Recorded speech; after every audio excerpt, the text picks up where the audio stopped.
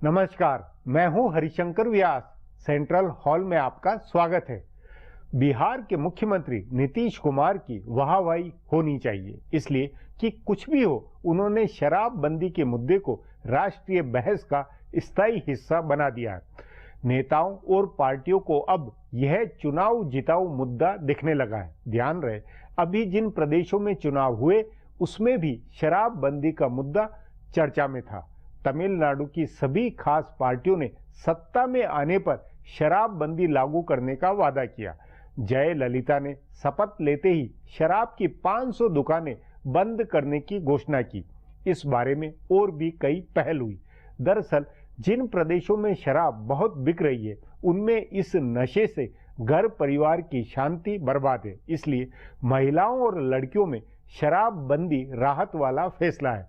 घर परिवारों की बर्बादी में शराब का कितना बड़ा रोल है, इसे बिहार के अनुभव से समझा जा सकता है। नीतीश कुमार की पार्टी जनता दल यू में मानना है कि पिछले चुनाव में शराबबंदी के वायदे से महिलाओं ने उसे जमकर वोट दिया। मतलब महिलाएं अब राजनीति में निर्णायक बनी है। चुनाव की दशा दिशा तय करने में उनकी निर्णायक भूमिका है। उन्हें शराबबंदी का एजेंडा लुभा रहा है। पूरे देश के पैमाने पर भी यह सही बात है। नीतीश कुमार ने पहले योजनाओं से लड़कियों महिलाओं में पॉजिटिव इमेज बनाई। अब वे शराबबंदी से स्थायी वाहवाही पा रहे हैं, इसलिए कि कुछ भी हो, गांव देहात गरीब परिवार में शराब का नशा कलह का बर्बादी का कारण है। यदि घरों में औरतें सुकून पा रही होगी तो नीतीश कुमार की पुण्यता अपने आप बनेगी। उस नाते यदि वे शराबबंदी का मुद्दा उत्तर प्रदेश ले गए, यदि पंजाब में भी इसे मुद्दा बनवा दे, तो सामाजिक सुधार की बड़ी पहल का श्रेय मिलेगा। यूं शराबबंदी के खिलाफ 10 तरह के तर्क दिए जा सकते हैं, लेकिन कोर मसला घर परिवार में महिलाओं बच्चों का सुकून पाना है। इसी की धुरी पर शराबबंदी के मुद्दे को आगे बढ़ाना चाहिए। आज इस पर चर्चा है, मगर उससे पहले गपशप और खास सुर्खियां है। शुरुआत सियासी गपशप से करते हैं।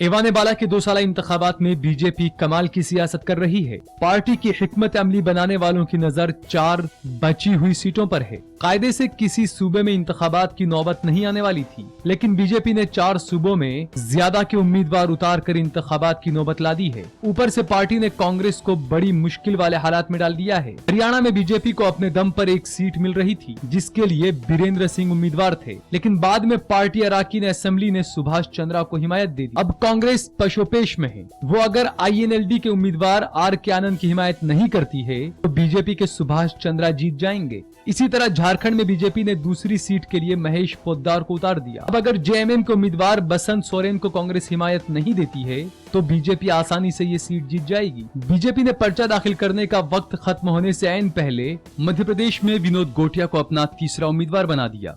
वहां कांग्रेस के विवेक तनखा को सिर्फ 1 ज्यादा वोट की जरूरत है, लेकिन बीजेपी अराकीन असेंबली में तोड़फोड़ कर सकती है। उत्तर प्रदेश में भी बीजेपी ने प्रीति महापात्रा को हिमायत देकर कांग्रेस उम्मीदवार कपिल सिब्बल के लिए मुश्किलात खड़ी कर दी है। BSP के बचे हुए वोट और अजीत सिंह के अराकीन असेंबली पर उसकी नजर है।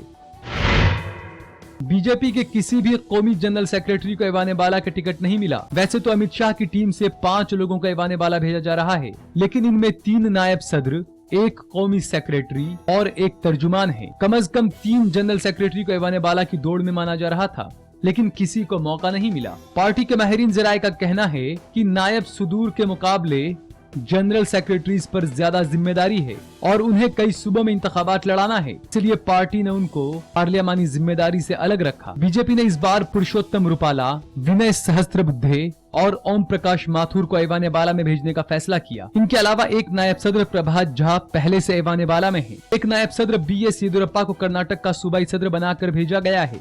वो एवान जेरी के रुकन पार्लियामेंट है। एक और नायब सदर दिनेश शर्मा को उत्तर प्रदेश में प्रोजेक्ट किए जाने की बहस गाहे बगाहे होती रहती है। दूसरी जानिब पार्टी के 8 जनरल सेक्रेटरीज में सिर्फ 1 भूपेंद्र यादव रुकन पार्लियामेंट है और दूसरे कैलाश विजयवर्गीय मध्य प्रदेश में रुकन असेंबली है। बाकी जनरल सेक्रेटरीज राम माधव, मुरलीधर राव, सरोज पांडे, अनिल जैन और अरुण सिंह पार्लियामानी सियासत से बाहर हैं। रामलाल चूंकि तंजीम के जनरल सेक्रेटरी हैं, इसलिए वो पार्लियामानी सियासत में नहीं जा सकते। इंतखाबात से पहले राम माधव, मुरलीधर राव और सरोज पांडे के नाम की बहस हो रही थी। ऐसा नहीं है कि सिर्फ बीजेपी के जनरल सेक्रेटरीज को ऐवान बाला में नहीं भेजा गया है। सबसे बड़ी हिज़्ब इख्तिलाफ जमात कांग्रेस के जनरल सेक्रेटरी भी देखते रह गए और दीगर रहनुमाओं को ऐवान बाला का टिकट मिल गया। कांग्रेस के जनरल सेक्रेटरीज में से सिर्फ अंबिका सोनी को ऐवान बाला का टिकट मिला। वैसे वो पहले से ऐवान बाला में थी। 2014 में आम इंतखाब हारे किसी जनरल सेक्रेटरी को पार्टी ने ऐवान बाला में नहीं भेजा। कांग्रेस के 10 जनरल सेक्रेटरीज में 4 ऐवान बाला में हैं। दिग्विजय सिंह, अंबिका सोनी, जनार्दन द्विवेदी और बीके हरिप्रसाद ऐवान बाला के रुकन हैं। बाकी 6 जनरल सेक्रेटरी इस बार ऐवान बाला की उम्मीद में थे। राहुल गांधी के सबसे करीबी जनरल सेक्रेटरी सीपी जोशी के नाम की बहस आम इंतखाबात के बाद से ही हो रही है।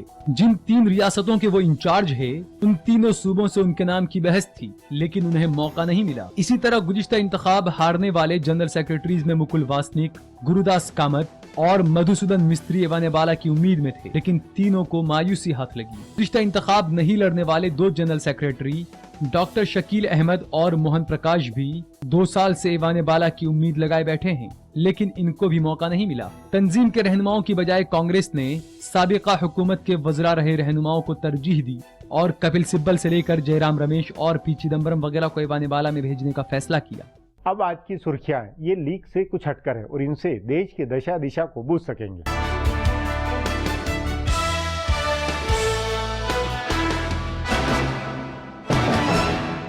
उत्तर प्रदेश के वजीर आला अखिलेश यादव ने दादरी में मारे गए अखलाक के घर से मिले गोश्त की फॉरेंसिक तफ्तीश की नई रिपोर्ट पर सवाल खड़े किए हैं। उन्होंने सवालिया लहजे में कहा है कि गोश्त का वो सैंपल कहां मिला था। उसके घर से कुछ भी हैरत अंगेज चीज नहीं मिली थी। उन्होंने कहा कि सब चाहते हैं कि उसके खानदान को इंसाफ मिले, आखिर उस खानदान में कत्ल हुआ था। गौरतलब है कि मथुरा फॉरेंसिक लैब की रिपोर्ट में कहा गया है कि अखलाक के घर से मिला गोश्त गाय का गोश्त था। इससे पहले सूबाई हुकूमत के एक महकमे की तफ्तीश में कहा गया था कि ये गाय का गोश्त नहीं था। बहरहाल नई रिपोर्ट आने के बाद बीजेपी के रुकने पार्लियामेंट योगी आदित्यनाथ ने मीडिया और हुकूमत को कटघरे में खड़ा करते हुए कहा कि मुतासिरा खानदान के खिलाफ मुकदमा दर्ज होना चाहिए और उससे मिली सरकारी सहूलत वापस ली जानी चाहिए।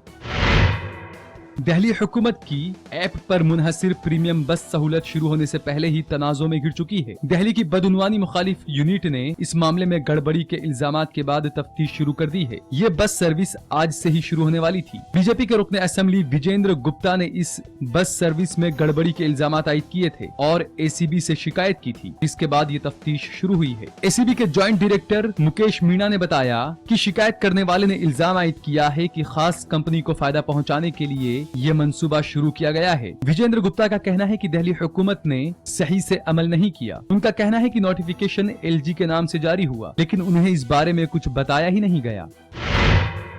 मशहूर वकील और बिहार में अजीम इत्तेहाद की तरफ से ऐवान बाला के उम्मीदवार राम जेठमलानी ने ब्लैक मनी को लेकर वजीर आजम नरेंद्र मोदी पर निशाना साधा। उन्होंने आम इंतखाबात में मोदी की हिमायत करने के लिए लोगों से माफी भी मांगी। जेठमलानी ने कहा कि मोदी ने वादा किया था कि गैर मुल्कों में हिंदुस्तान का 90 लाख करोड़ रुपया जमा है, जिसे वो हिंदुस्तान वापस लाएंगे और गरीबों के अकाउंट में 15-15 लाख रुपए डालेंगे। लेकिन बाद में उन्होंने अमित शाह को सदर मुंतखब किया, जिन्होंने कहा कि ये एक इंतखाबी जुमला था। मोदी की हिमायत करने के लिए अफसोस का इजहार करते हुए जेठमलानी ने कहा कि वो तस्लीम करते हैं कि उन्होंने लोगों को धोखा देने में मोदी की मदद की और इसके लिए वो माफी मांगते हैं। पेट्रोल और डीजल की कीमतों में इजाफे के बाद पेट्रोलियम कंपनियों ने जेट ईंधन और बिना सब्सिडी वाले रसोई गैस के सिलेंडरों की कीमत में जबरदस्त इजाफा किया है। जेट ईंधन की कीमत में 9.2% का जबरदस्त इजाफा किया गया है, जबकि रसोई गैस सिलेंडर के दाम 21 रुपए बढ़ा दिए गए हैं। तेल कंपनियों ने कहा कि तेल की आलमी कीमतों की वजह से ये इजाफा किया गया है। जेट ईंधन की कीमत में मुसलसल चौथे महीने इजाफा हुआ है, जबकि रसोई गैस की कीमत में मुसलसल दूसरे महीने इजाफा किया गया है। माना जा रहा है कि जेट ईंधन की कीमत में इजाफे से एयरलाइंस कंपनियां किराया बढ़ा सकती है। हालांकि फौरी तौर पर किसी एयरलाइंस ने कोई बयान जारी नहीं किया है।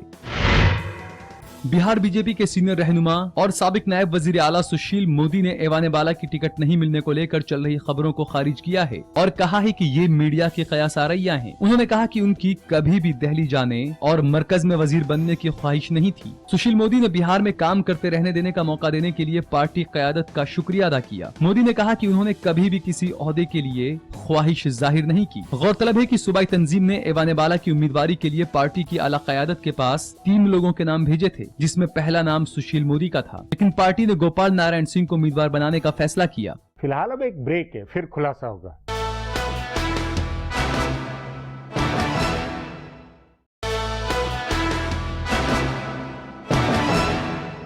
नीतीश कुमार को आशा है कि शराबबंदी के एजेंडे के जरिए वे उत्तर प्रदेश में अगले साल होने वाले विधानसभा चुनाव में अपनी पार्टी की उपस्थिति दर्ज करा सकेंगे।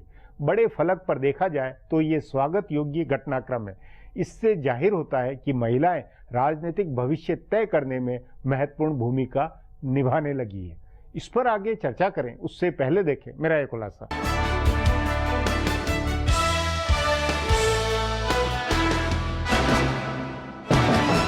नीतीश कुमार ने शराबबंदी को एक सियासी एजेंडा बना दिया है। बिहार में उनकी क़यादत में बने अजीम इत्तेहाद की जीत का सेहरा शराबबंदी के एजेंडे को दिया जा रहा है। उन्होंने अलग अलग एजेंडे के जरिए खवातीन को एक अलग वोट बैंक के तौर पर मजबूत किया। पहले नज्मो नस्क को बहाल कर और लड़कियों के लिए साइकिल के मंसूबे से उन्होंने खवातीन वोटरों को अपने साथ जोड़ा। 2010 के इंतखाबात में बड़ी तादाद में खवातीन ने नीतीश और बीजेपी इत्तेहाद को वोट दिया। 5 साल के बाद उन्होंने शराबबंदी का इंतखाबी वादा करके खवातीन को बड़ी तादाद में वोटिंग के लिए बाहर निकाला। इस तरह से उन्होंने 2 बड़े काम किए, शराबबंदी को सियासी एजेंडा बनाया और उसके बाद खवातीन को एक बड़े और आजाद वोट बैंक के तौर पर कायम किया। इस एजेंडे की कामयाबी ने तमिलनाडु में अन्ना डीएम के रहनुमा जयललिता को शराबबंदी का ऐलान करने के लिए मुतासिर किया। उन्होंने कहा कि अलग अलग मरहलों में वो शराबबंदी नाफिज करेंगी। हालांकि तमिलनाडु में शराब का कारोबार हुकूमत के खजाने का बड़ा जरिया है। एक अंदाजे के मुताबिक शराब से मिलने वाली रकम से ही सूबे की डीएमके और अन्ना डीएमके की हुकूमतें मुफ्त में तोहफे बांटती रहती है। जयललिता ने भी मंगलसूत्र मंसूबे के तहत 4 की बजाय 8 ग्राम सोना बांटने का ऐलान किया है। 100 यूनिट बिजली मुफ्त देने का वादा नाफिज कर दिया है और स्कूटी पर 50% सब्सिडी का ऐलान किया है। ये सारे तोहफे आबकारी से आने वाले पैसों से दिए जाते हैं। अगर वो शराबबंदी के फैसले पर आगे बढ़ती हैं, तो हुकूमत को अपना खजाना जमा करने के लिए कोई अलग रास्ता तलाशना होगा। उत्तर प्रदेश की हुकूमत ने हालांकि शराबबंदी से मना कर दिया है, लेकिन मुल्क में सबसे ज्यादा शराब की खपत वाले सूबे केरल में बानियामहाज जमातों ने मुख्तलिफ मरहलों में इसे नाफिज करने का ऐलान किया है। शराब और नशे की वजह से बदनाम हुए पंजाब में भी धीरे धीरे शराबबंदी की मुहिम जोर पकड़ रही है। नीतीश कुमार ने झारखंड के साबिक वजीर आला बाबूलाल मरांडी को साथ लेकर झारखंड में इसकी मुहिम छेड़ी है। शराबबंदी के सियासी एजेंडा बनने के बाद इसके सियासी, सामाजिक और इक्तिसादी पहलुओं पर अलग अलग तरीके से बहस हो रही है। सियासी पहलू तो ये है कि इससे खवातीन और पहली बार के वोटरों का एक बड़ा तबका है जो मुतासिर हुआ है। सामाजिक सतह पर भी इससे बड़ी तब्दीली हो रही है। बिहार में शराबबंदी के बाद घरेलू झगड़े और खवातीन के तय होने वाले तशद्दुद कम होने की बात कही जा रही है। बच्चों की पढ़ाई और उनके रहन सहन में भी इससे तब्दीली आ सकती है। जहाँ तक इक्तिसादी पहलू की बात है तो इसके सिर्फ एक हिस्से पर बहस हो रही है। ज्यादातर माहिरीन ये बता रहे हैं कि हुकूमत का खजाना कम होगा। वो ये नहीं बता रहे हैं कि आम लोग जो हजारों करोड़ रुपए शराब पर खर्च करते थे उसका अब वो क्या करेंगे, या इससे दूसरी चीजों का बाजार नहीं बढ़ेगा। शराब पर होने वाला खर्च अगर आम जिंदगी में इस्लाह करने वाले दूसरे कामों पर होने लगता है तो हुकूमत के खजाने की भरपाई होगी और इक्तिसादियात में भी तेजी आएगी। इसलिए शराबबंदी से होने वाले फायदे की तादाद को लेकर बहस हो सकती है, लेकिन ये पक्के तौर पर कहा जा सकता है कि इससे नुकसान नहीं है। अब एक ब्रेक है, उसके बाद शराबबंदी पर चर्चा करेंगे।